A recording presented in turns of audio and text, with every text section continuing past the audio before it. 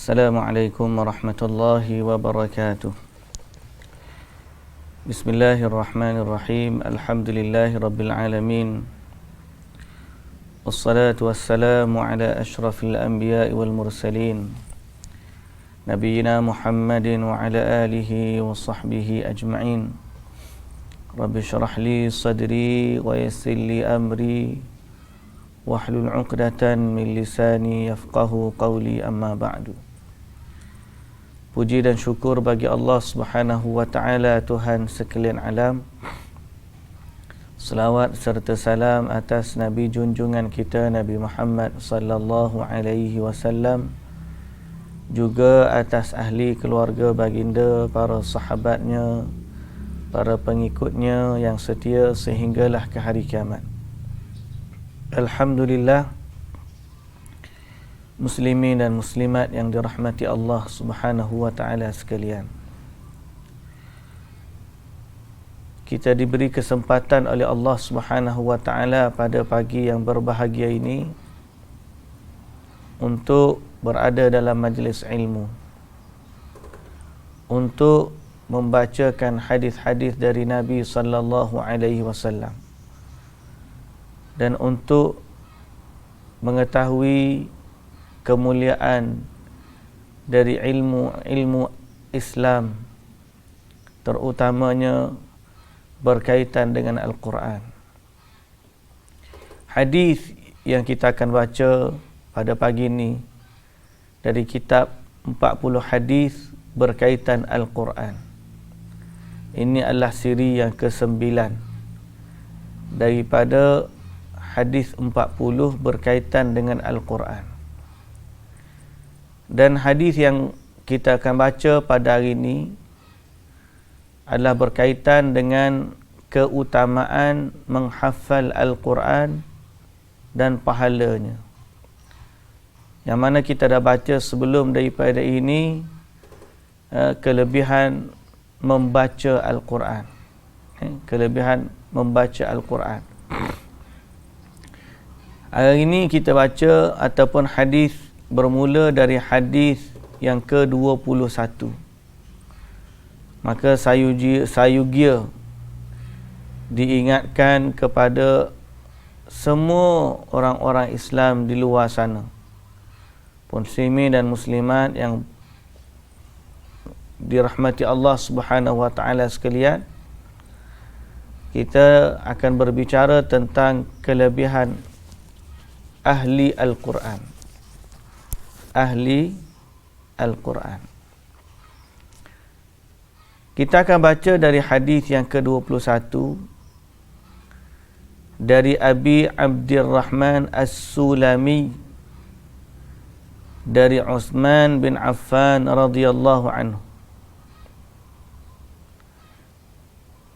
Yang mana hadis yang sahih, masyhur, hadis yang sahih dan masyhur berkaitan dengan kelebihan orang-orang yang mengajarkan Al-Quran. Dan orang-orang yang mempelajari Al-Quran, ia mendapat kelebihan yang besar di sisi Allah Subhanahu wa ta'ala. Baik, muslimin dan muslimat yang dirahmati Allah,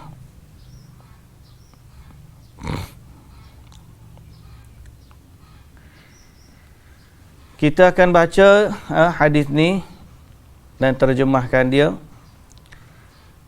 dari Abi Abdurrahman As-Sulami an Utsman bin Affan radhiyallahu anhu an Nabi sallallahu alaihi wasallam qala khairukum man ta'allama al-Qur'ana wa 'allamah. Sebaik-baik kamu adalah orang yang mengajar, orang yang belajar Al-Quran dan mengajarkannya. Sebaik-baik kamu adalah orang yang belajar Al-Quran dan mengajarkannya. Hadis ini adalah hadis yang masyhur di kalangan umat Islam, terutamanya orang-orang yang mempelajari Al-Quran.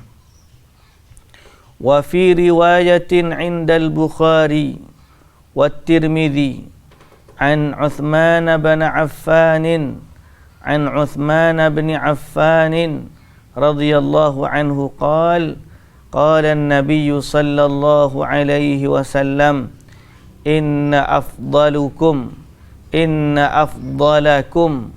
man ta'allama al-Qur'ana wa 'allamah.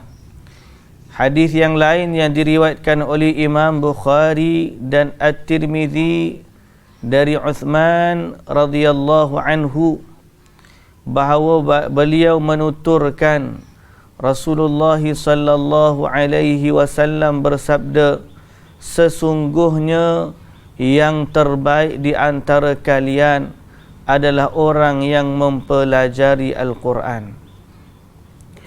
Qala Abdurrahman, hadis ni riwayat oleh Al-Bukhari, riwayat Imam Bukhari dan juga At-Tirmidzi.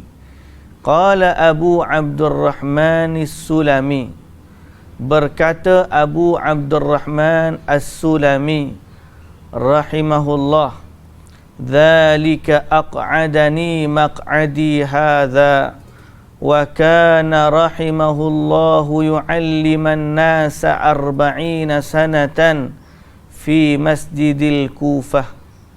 Berkata Abu Abdurrahman As-Sulami rahimahullah, hal inilah yang membuat saya duduk di tempat ini, yakni di masjid ini, dan beliau duduk mengajarkan al-ummat Al-Quran selama 40 tahun di Masjid Kufah.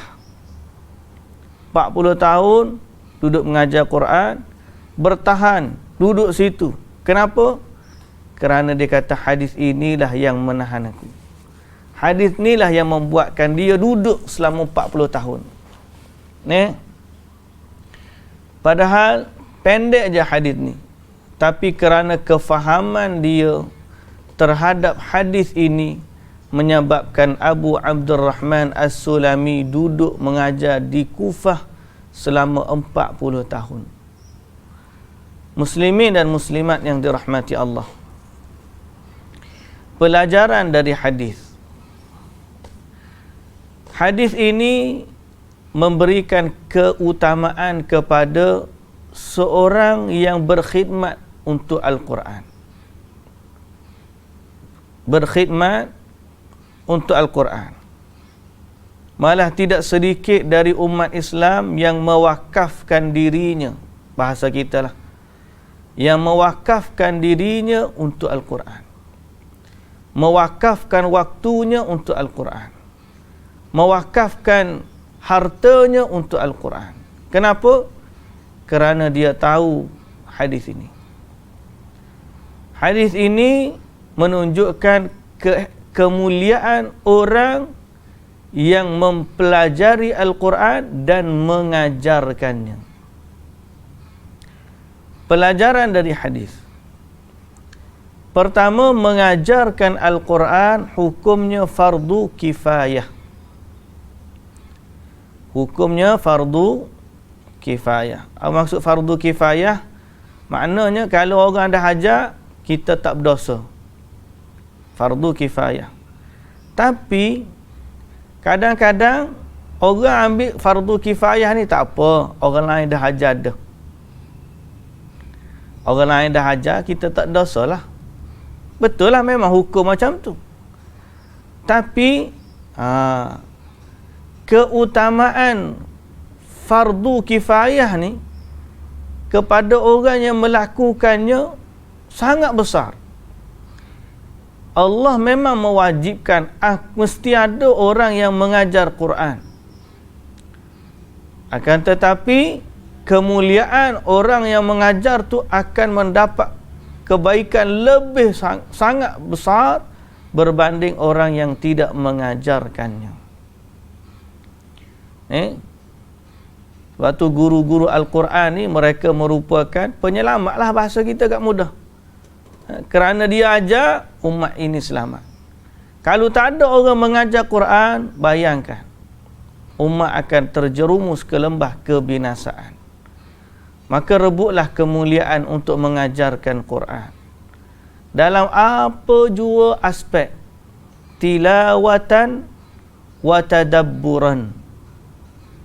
Tilawatan wa tadabburan. Sama ada kita terlibat dengan bidang Quran dari segi tilawah, yakni kita ajar baca Quran. Guru Quran duduk hafal Quran, ngajar budak tasmih Quran dan sebagainya. Cek budak hafalan dia, salah baris, salah huruf, salah makhraj, panjang pendek.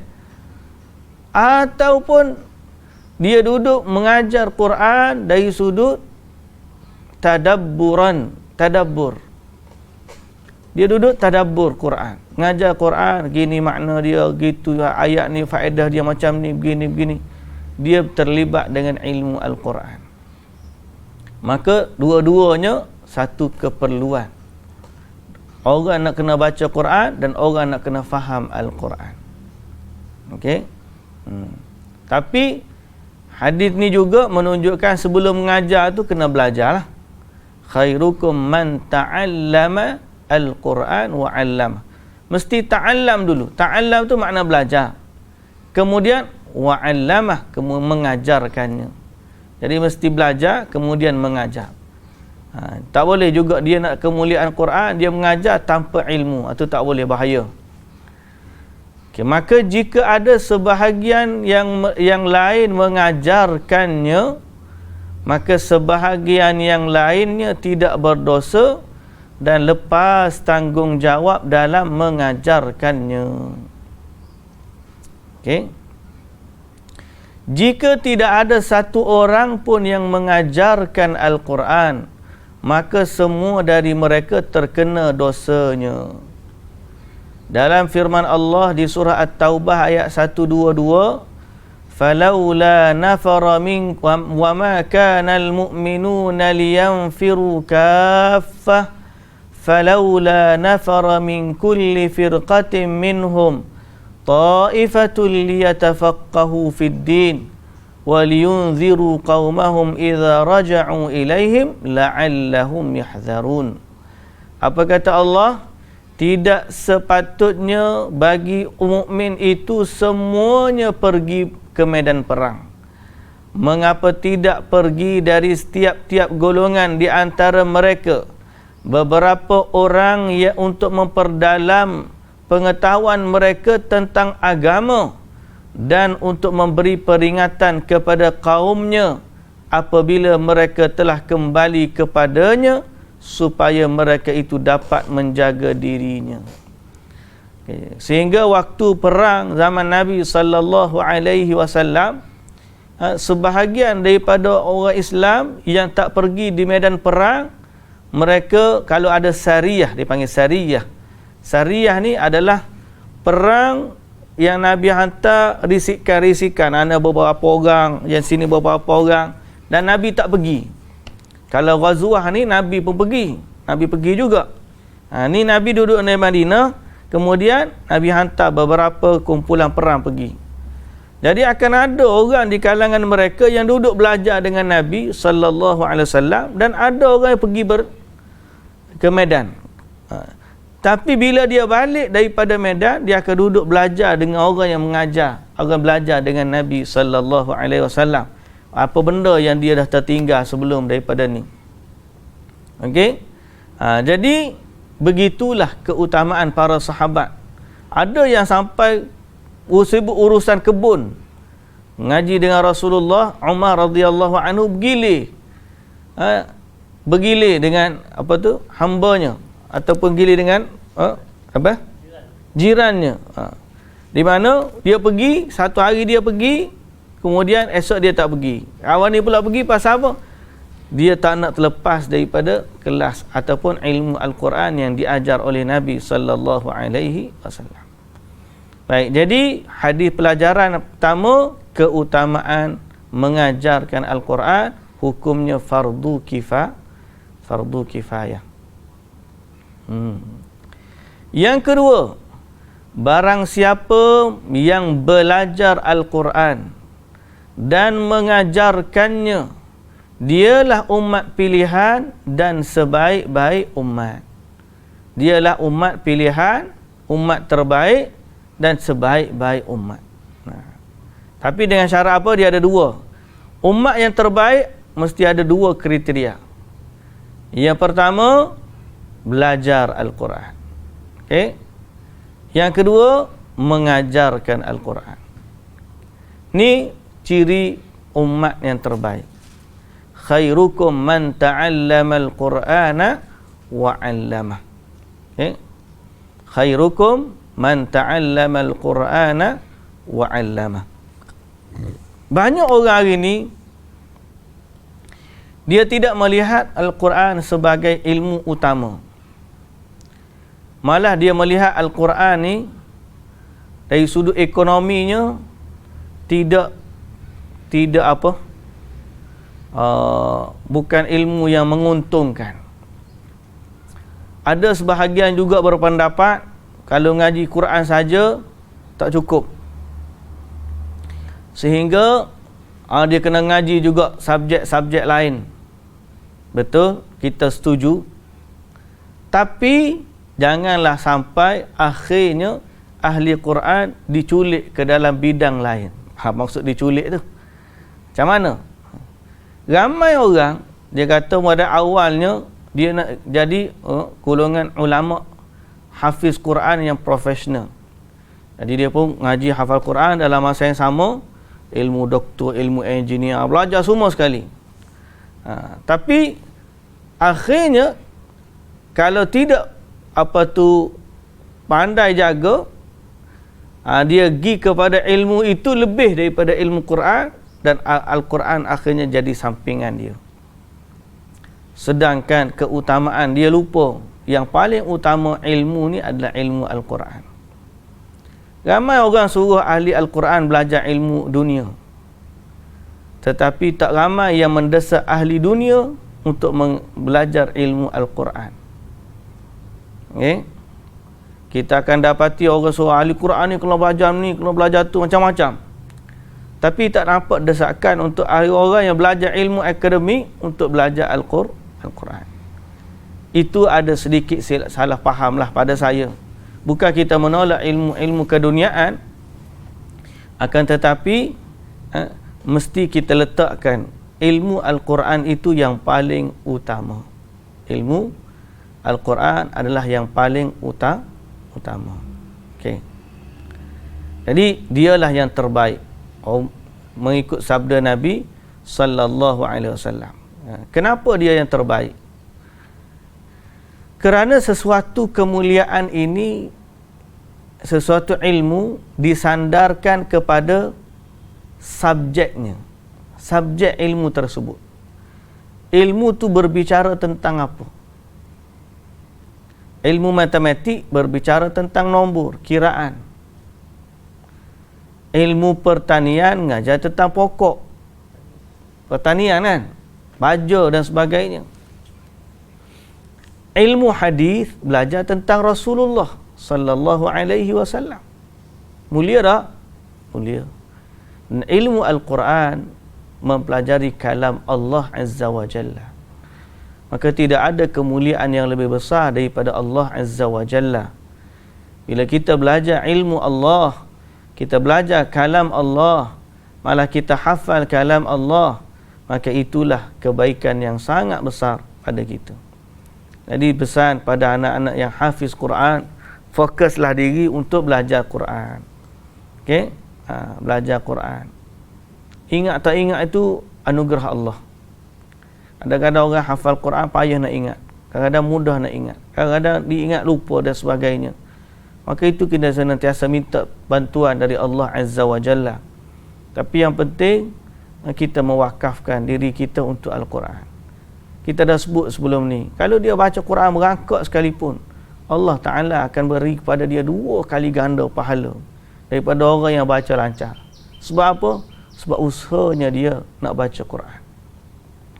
Jadi Quran bukan hanya untuk orang-orang yang dia lancar baca Quran baru dia baca Quran. Tak. Orang tak lancar baca Quran, bacalah. Wa yatata'u fihi. Yang penting dia ada waktu dengan Al-Quran. Baik, poin yang ketiga. Jika ada seorang Muslim yang tidak mampu mempelajari Al-Quran dan menghafalnya, Jadi sebaik-baiknya anak-anak ataupun orang-orang yang cerdik pandai duduklah dalam bidang Quran. Ataupun dia belajar ilmu lain pun hafallah Quran, tak ada masalah. Dia nak jadi doktor sambil-sambil dia ngaji doktor, dia hafal Quran. Masa dia terluang dia hafal Quran. Saya kenal ada seorang doktor pakar dekat IJN, doktor pakar hebat dia, sibuk sangat waktu dia. Tapi kebetulan saya pergi jumpa dengan seorang guru Quran tu dekat Gombak. Tengok-tengok, dia kata saya lepas ni ada kelas. Tengok tak tahu kelas apa, rupa-rupa seorang doktor pakar dekat IJN, habis waktu kerja dia pergi untuk hafal Quran. Dengan sibuknya masa dia tu, dia peruntukkan untuk Al-Quran. Hebat tuan-tuan. Orang ni hebat. Anak-anak dia semua dia hafal Quran. Rumah dia wakafkan untuk. Dia seorang doktor pakar. Kalau kira waktu dia sangat sibuk, tapi Masya Allah, kita hak banyak waktu ni tidak sibuk dengan Quran. Baik. Jika ada seorang Muslim yang tidak mampu mempelajari Al-Quran dan menghafalnya, tetapi dia membantu orang yang mempelajari Al-Quran di halaqah-halaqah Al-Quran dengan menginfakkan hartanya. Ada orang dia tak mampu untuk hafal Quran. Macam mana nak buat? Maka keadaannya seperti orang yang sedang mempersiapkan bekal untuk perang. Orang tak mampu perang, tapi dia siapkan bekalan pergi perang. Samalah orang yang tak mampu hafal Quran, tak mampu baca Quran, maka dia persiapkan bantuan atau bekal untuk orang hafal Quran. Okay? Maka keadaannya sama seperti orang yang bantu orang yang nak pergi perang. Seperti yang disampaikan oleh Rasulullah sallallahu alaihi wasallam dalam hadisnya, siapa yang menyiapkan keperluan seseorang yang berperang fi sabilillah, maka sesungguhnya dia telah ikut berperang. Dan siapa yang menguruskan keluarga yang berperang fi sabilillah dengan baik, maka sungguh dia telah ikut berperang. Muttafaqun alaih. Jadi makna dia di sini, kalau dia tak mampu untuk hafal Quran, dia taja orang, dia bantu orang hafal Quran, insya-Allah dia mendapat pahala daripada orang yang menghafal itu. Tuan-tuan yang dirahmati Allah, cuba perhati, kita ni sangat perlu kepada hafiz Al-Quran. Sangat perlu kepada hafiz. Orang yang menjaga Quran ni, dia menjaga keamanan dunia. Kerana selama Quran dibaca, maka Allah Azza wa Jalla akan merahmati umatnya, hamba-hambanya. Dan tidak akan berlaku kiamat sehinggalah Quran ni diangkat. Okey, Quran ni diangkat. Kemudian tidak akan berlaku kiamat sehinggalah Allah tidak lagi disebut. Orang tak sebut lagi nama Allah. Mana tu kiamat hak betul-betul akhir. Tapi maknanya kita sangat perlu kepada ahli Quran. Fardu kifayah. Orang ni tolong. Kalau dia tak mengaji, dia tak mengajar, dosa kita. Dan kita kena ingat tuan-tuan yang dirahmati Allah, orang duk kata ilmu ngaji doktor ni payah, duk ngaji tu payah belaka ilmu. Lepas tu ingat orang hafal Quran ni mudah.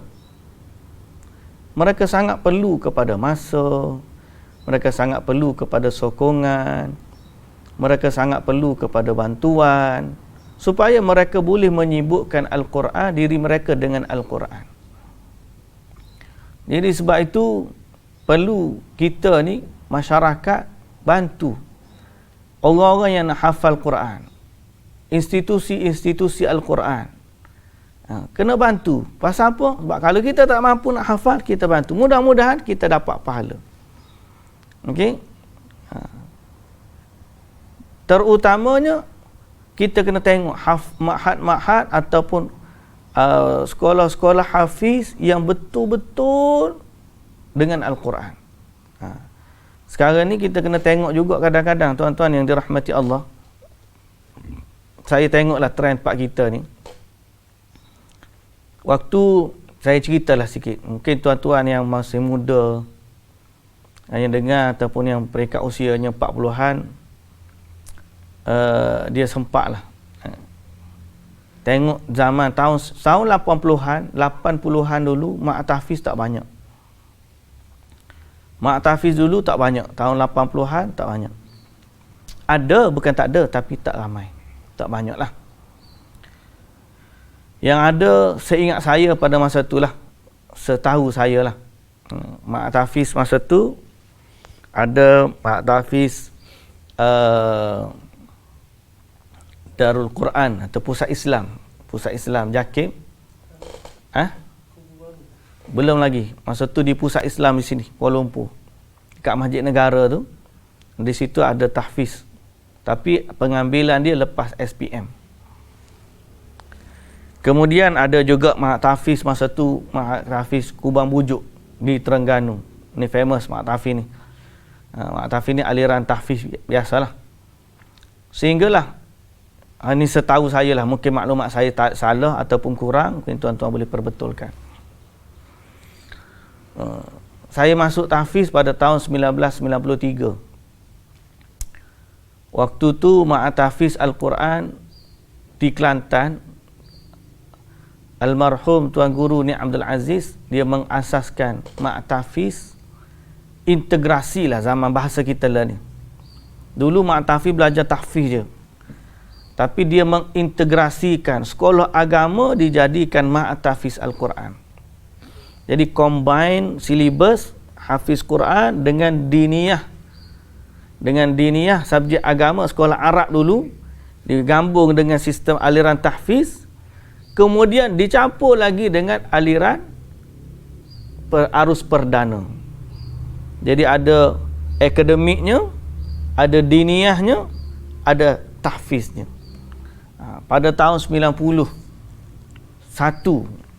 bila kerajaan Kelantan masa tu dipimpin oleh Tuan Guru Ni Abdul Aziz, dia ambil alih kerajaan pada tahun 90, kemudian tahun 91 dia mengasaskan mak tahfiz.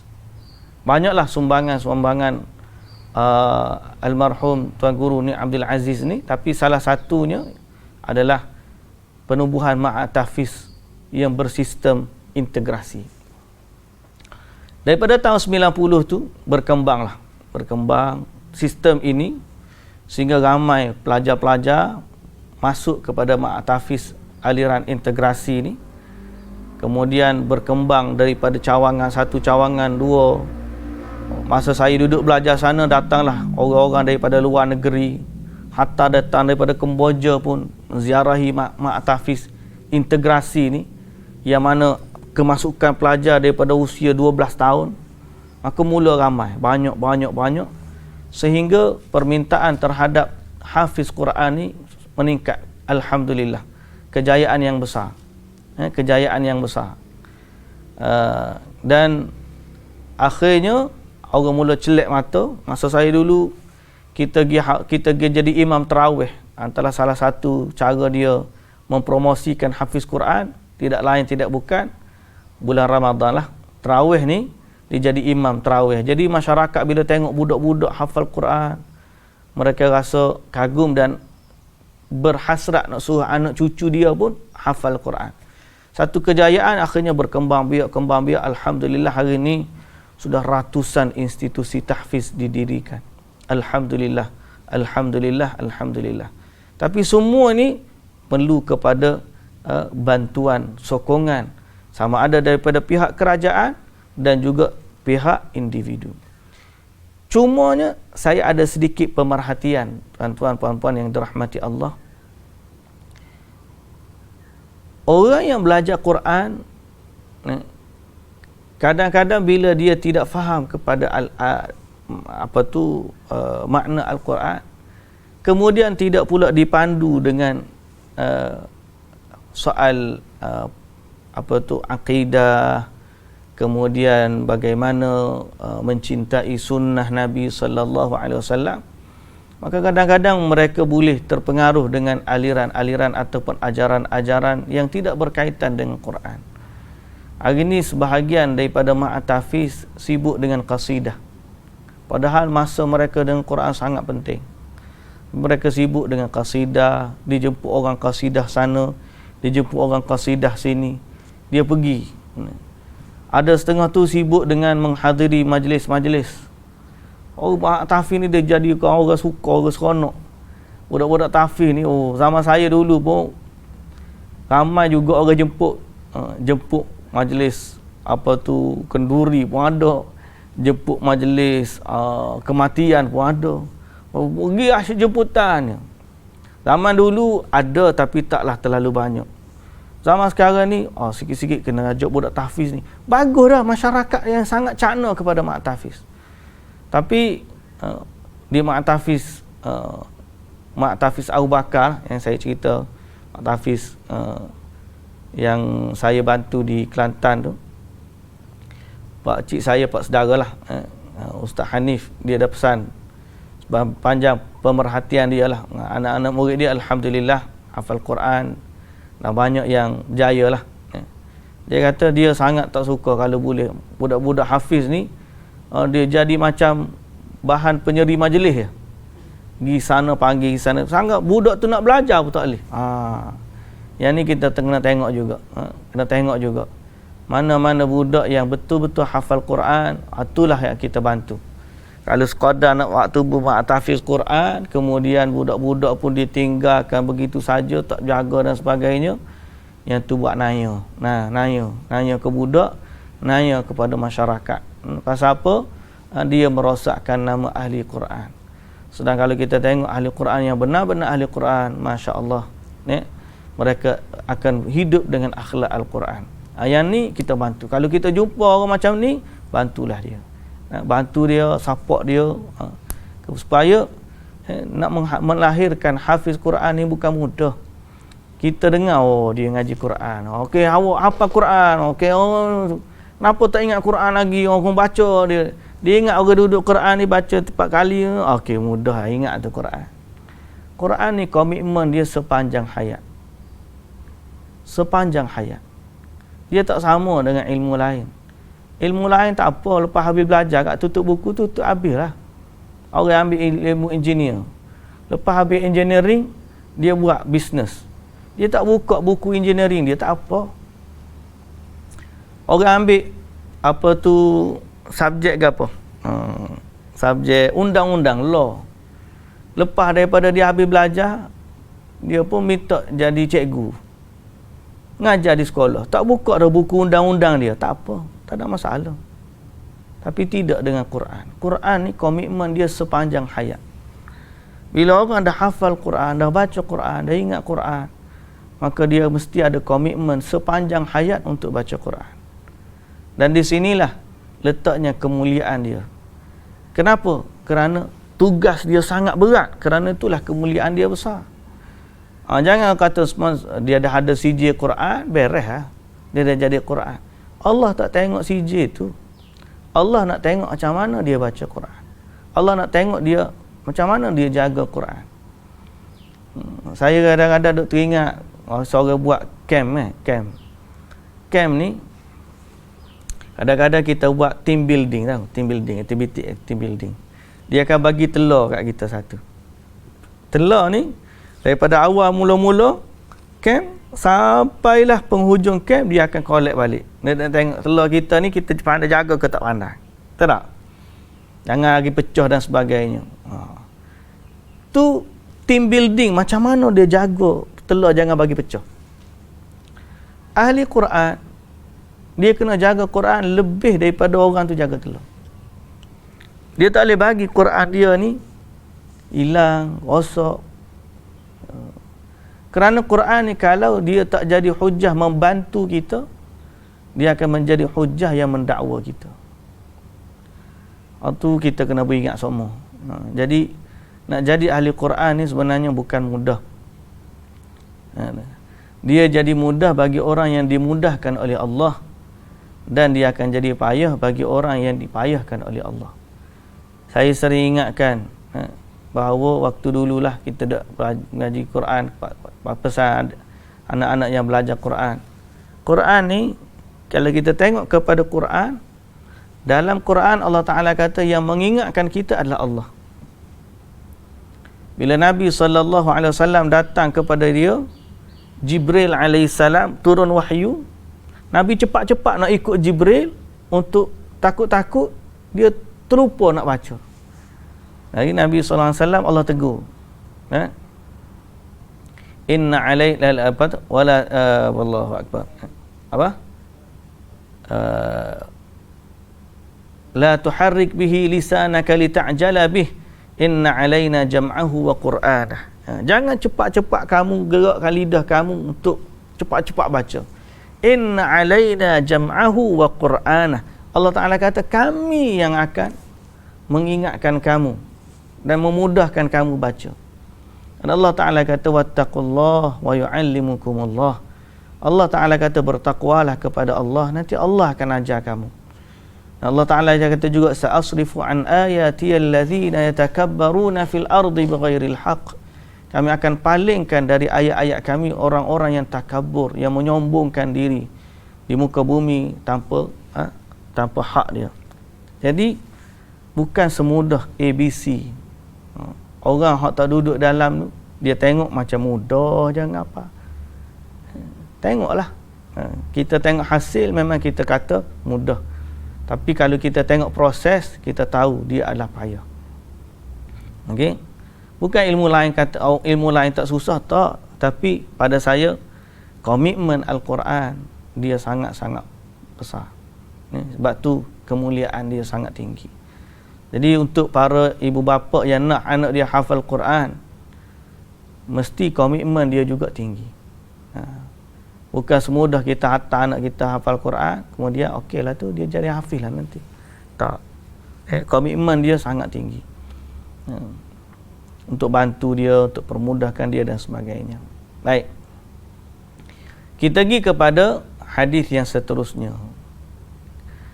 Tingginya darjat para ahli Quran meskipun dia seorang hamba. Budak di sini hamba lah. Okay.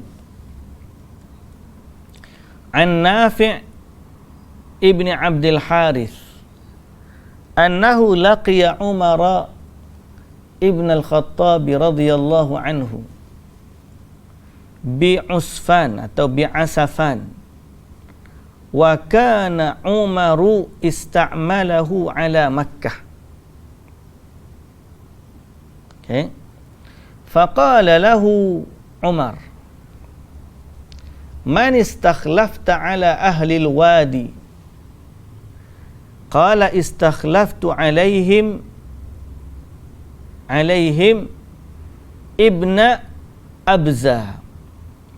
Qala wama ibnu Abza? Faqala rajulun min mawalina.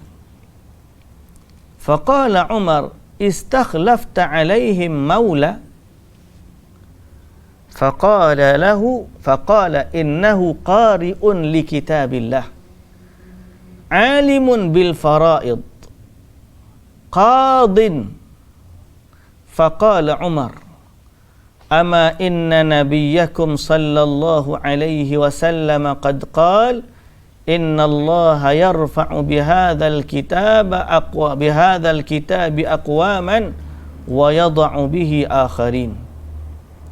Dari Nafi' bin Abdul Harith rahimahullah, kita ketika bertemu Umar bin Al-Khattab radhiyallahu anhu di disebut Usfan ataupun Asafan, baca dia. Ketika itu Umar radhiyallahu anhu telah mengangkatnya sebagai gubernur Makkah. Gubernur Makkah. Wa kana Umar ista'malahu ala Makkah. Okey. Bila dia jumpa masa tu, Umar lantik dia jaga Mekah, gubernur. Lalu dia memberi salam kepada Umar. Umar pun radhiyallahu anhu berkata kepadanya, siapa yang memimpin penduduk lembah? Jadi kamu datang sini ni, siapa yang tinggal di Mekah jadi pemimpin? Maknanya orang pemimpin ni kalau dia nak tinggal negara dia, dia kena ada orang yang dia letak in charge. Kalau zaman lah ni timbalan lah. Nafi' menjawab, aku mengangkat Ibnu Abza sebagai pemimpin mereka. Umar radhiyallahu anhu pun bertanya, siapa Ibnu Abza itu? Dia menjawab, dia adalah salah seorang mantan budak yang telah kami merdekakan. Maula. Seorang maula. Maula ni dulunya hamba, bekas hamba, kemudian dia merdeka. Umar radhiyallahu anhu berkata, lalu engkau jadikan seorang mantan hamba, yakni bekas hamba, untuk memimpin mereka? Dia menjawab, wahai Amirul Mukminin, sesungguhnya dia adalah seorang yang selalu membaca Al-Quran, lagi menguasai ilmu faraid. Dalam lafaz lagi, qadin. Dia mampu memutuskan atau meletakkan hukum waris. Umar radhiyallahu anhu berkata, ketahuilah, sesungguhnya Rasulullah sallallahu alaihi wasallam bersabda, sesungguhnya Allah akan mengangkat darjat beberapa kaum dengan kitab ini, yakni Al-Quran, dan menghinakan beberapa kaum lain dengannya. Menghina kaum lain dengannya. Maka syahid daripada hadis ni di hujung ni, inilah perkataan Nabi sallallahu alaihi wasallam. Apa kata Nabi sallallahu alaihi wasallam? Sesungguhnya, Rasulullah sallallahu alaihi wasallam bersabda apa? Sesungguhnya Allah akan mengangkat darjat beberapa kaum dengan kitab ini dan menghina beberapa kaum lainnya dengan Quran ini. Dengan sebab Quran, bahasa mudah, dengan sebab Quran Allah boleh angkat beberapa kaum darjat, dengan sebab Quran Allah hinakan beberapa yang lain. Ada orang dia mulia dengan Quran, dan ada orang jadi hina disebabkan Al-Quran. Maknanya bila lawan Quran dia hina, bila dia muliakan Quran dia jadi mulia. Itu bahasa mudah kita. Pelajaran dari hadis, barang siapa yang mengamalkan kandungan dan isi dari Al-Quran, mempercayai segala apa yang dijelaskan di dalam Quran, mengerjakan perintah Allah, menjauhi larangannya, maka sesungguhnya Allah akan mengangkat darjatnya di dunia dan akhirat. Jadi macam mana? Kalau dalam hadis ni Allah Ta'ala, Nabi SAW kata, dengan Quran ada beberapa kaum diangkat darjat, dan dengan Quran ada beberapa kaum dihinakan darjatnya. Jadi macam mana dengan Quran diangkat darjat? Dengan mengamalkan isi kandungannya, dengan percaya apa yang ada di dalamnya, dengan mengerjakan perintahnya, dengan menjauhi larangannya. Maka dengan sebab-sebab tadi Allah akan mengangkat darjatnya di dunia dan akhirat. Mana dalil? Surah Al-Mujadalah ayat 11. Yarfa'illahu alladhina amanu minkum walladhina utul ilma darajat. Allah dia mengangkat, Allah akan mengangkat orang-orang yang beriman di antara kamu dan orang-orang yang diberi ilmu pengetahuan beberapa darjat. Allahu Akbar. Alangkah banyaknya pintu-pintu kemuliaan yang telah kita abaikan. Banyaknya pintu kemuliaan yang kita abaikan. Orang-orang yang betul dengan Quran, dia tahu kemuliaan. Allahu Akbar. Kita ni termasuk bimbang, termasuk dari orang yang meninggalkan Quran. Banyak benda lain kita sibuk. Banyak benda lain. Kalau kita perhati berapa nisbah Quran dengan waktu kita. Kan? Allahul musta'an. Semoga Allah Ta'ala mengampuni dosa-dosa kita. Yang kedua, barang siapa yang berpaling dari Al-Quran, baik dari membacanya, yakni berpaling dari membaca Al-Quran, berpaling dari mengamalkan Quran, berpaling dari mempercayai Al-Quran, dan berpaling dari menjalankan hukum-hukum Al-Quran, maka orang ini Allah akan merendahkannya di dunia dan di akhirat. Di dunia dan akhirat. Dalam firman Allah Subhanahu wa taala surah Taha ayat 124 125, sesiapa wa man a'rada an dzikri fa inna lahu ma'isyatan dhanka wa nahsyuruhu yaumal qiyamati a'ma. Barang siapa yang berpaling dari peringatanku, maka sesungguhnya dia akan menjalani kehidupan yang sempit, dan kami akan mengumpulkannya pada hari kiamat dalam keadaan buta. Dalam keadaan buta. Dia berpaling dari Al-Quran. Kalau siapa yang berpaling dari Quran, kehidupan dia rasa sempit dia. Ya Allah, ampunkanlah dosa-dosa kita terhadap kekurangan yang berlaku dengan Al-Quran. Kalau nak banding macam mana zaman sahabat yang faham hadis ni, mereka sibuk dengan Quran tak sama dengan kita sibuk dengan apa, tuan-tuan? Ni lah. Ni kita sibuk ni. Benda ni banyak ambil waktu kita. Kalau zaman dulu sahabat-sahabat tak ada zaman benda ni. Kita dulu tak ada benda ni. Quran ni kita baca. Lah ni bila ada ni, last scene kita Quran tu kita boleh tengok. Oh, last scene. Bila kali terakhir kita buka Quran? Sibuk kita ni, sibuk dengan dunia.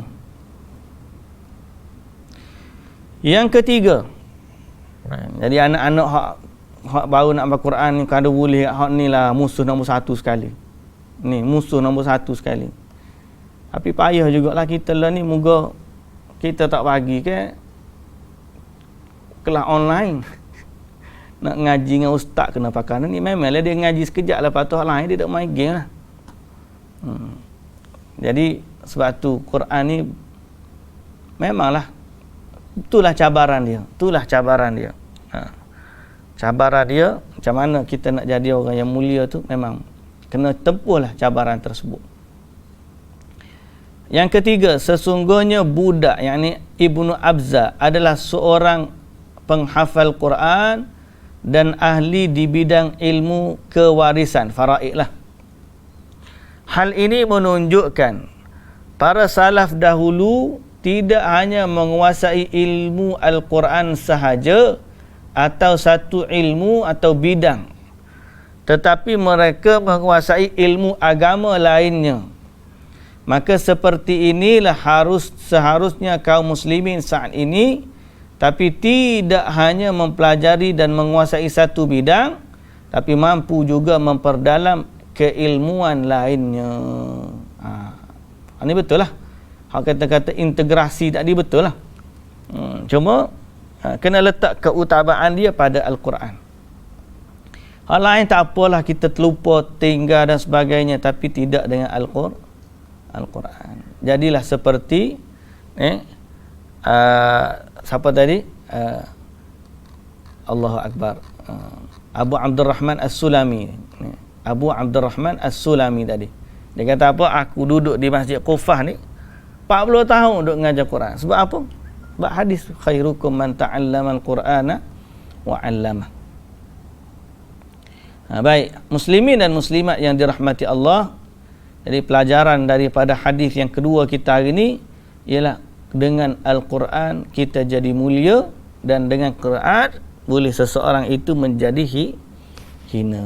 Jadi carilah kemuliaan dengan Al-Quran.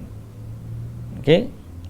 Dan kena ingat juga para pelajar ni, bila saat kita balik orang kata bagusnya dia balik orang puji dia macam-macam, sedaplah dia ngaji dan sebagainya. Kembalikanlah pujian itu kepada Allah, Tuhan empunya Quran, kerana sesungguhnya kita dipuji itu kerana Al-Quran. Jangan pula bila orang puji kita bagus dia ngaji Quran, kita pun rasa hebat aku. Kita rasa kita hebat, padahal tak. Quran yang hebat. Quran yang telah memuliakan kita. Allah dengan asbab Quran, Allah memuliakan ahli Quran. Kalau tidak kerana Al-Quran, tak ada apa gitu.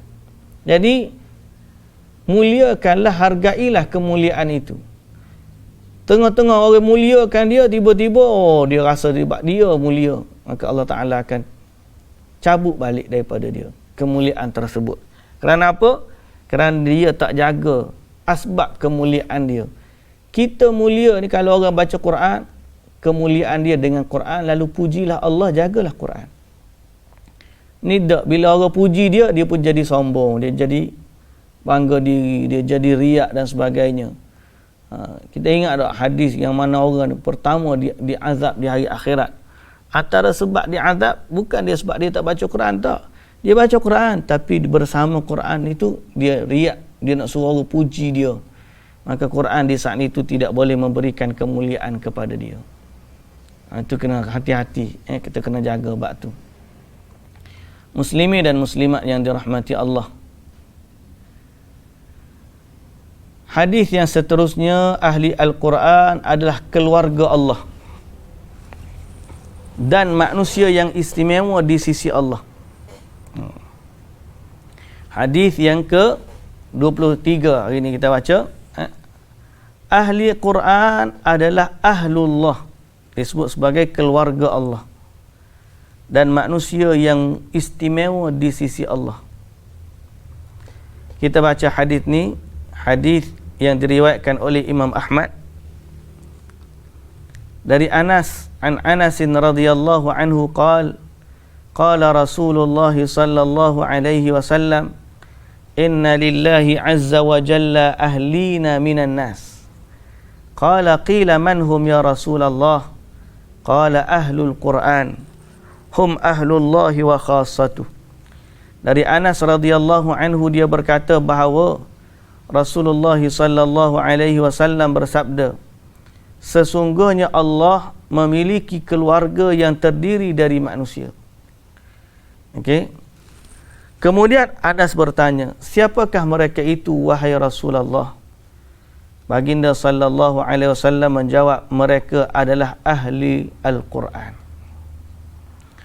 Mereka adalah keluarga Allah dan orang-orang yang istimewa bagi Allah. Siapa yang hafal Quran, dia menjadi orang yang istimewa di sisi Allah Subhanahu wa taala. Allahu akbar. Siapa yang tak nak keistimewaan ni? Siapa yang tak nak keistimewaan ni? Tapi bagi yang nak ni memang kena mujahadah lah, kena berjuang. Pelajaran dari hadis, para ahli Al-Quran, mereka adalah keluarga Allah dan orang-orang yang istimewa bagi Allah, iaitu orang yang menghafal Quran, membacanya siang dan malam, yang mengamalkan isi kandungannya. Mereka adalah orang yang Allah tambahkan kemuliaan dan keutamaan dari orang yang lainnya.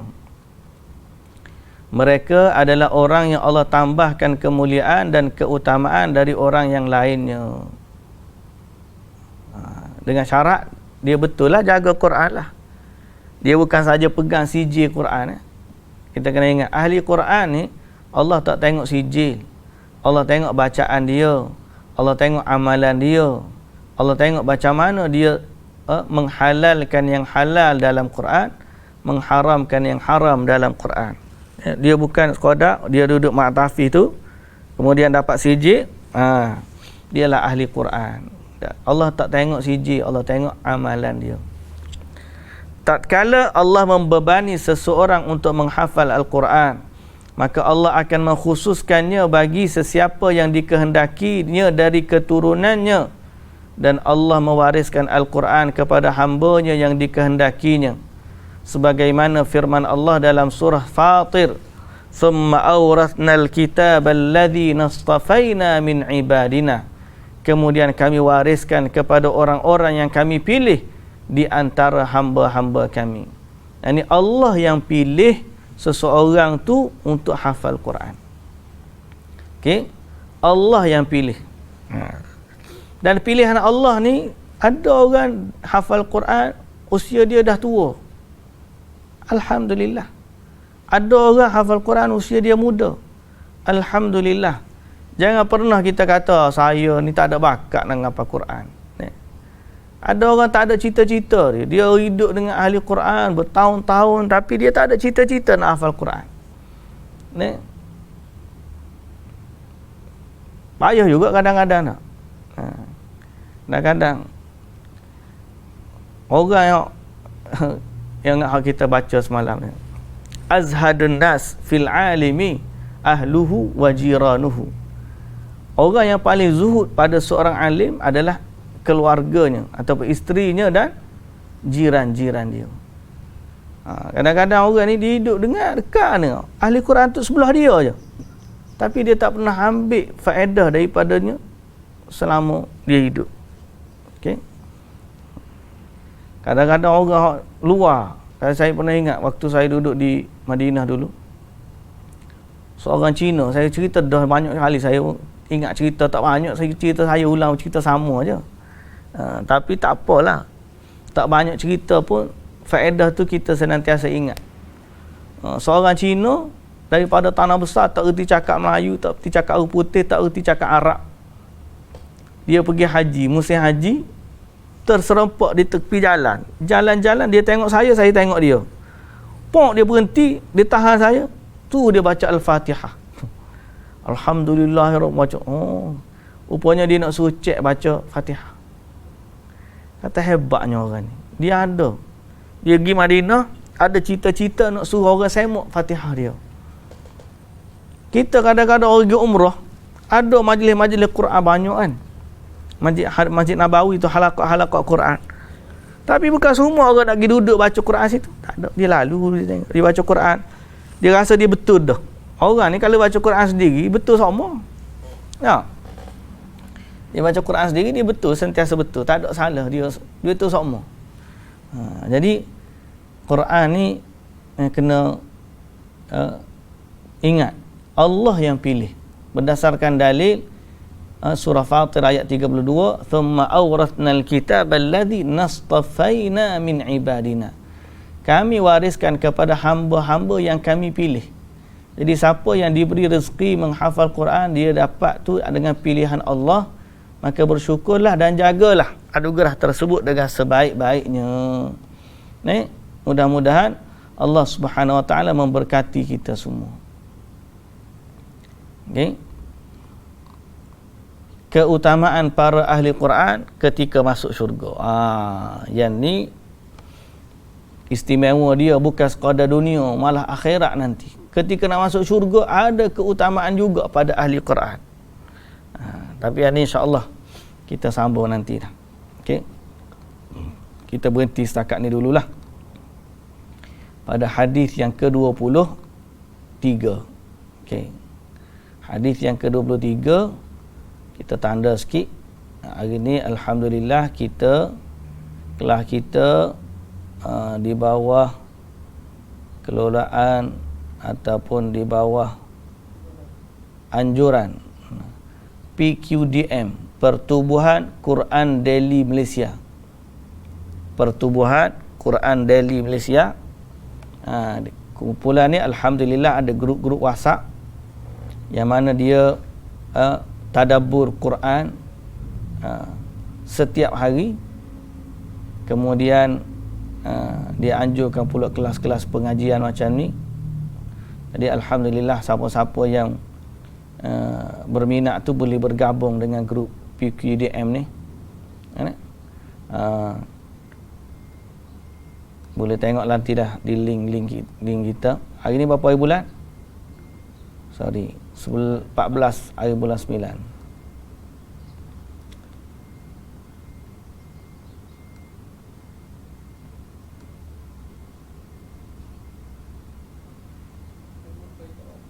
Apa? Oh, okey dah lah ni. Berapa hari ni?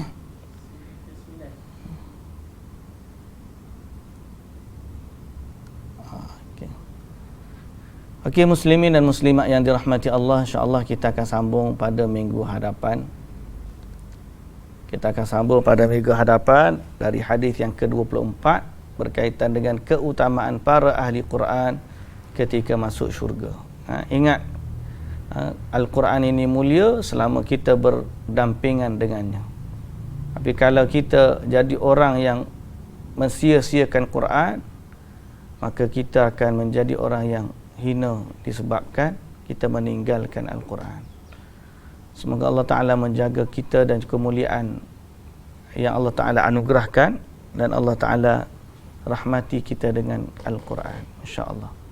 Wallahu ta'ala alam. Subhanakallahumma wa bihamdika asyhadu an la ilaha illa anta astaghfiruka wa atubu ilaik. Aqulu qawli hadza wa astaghfirullahal azim li wa lakum. Assalamu alaikum warahmatullahi wabarakatuh.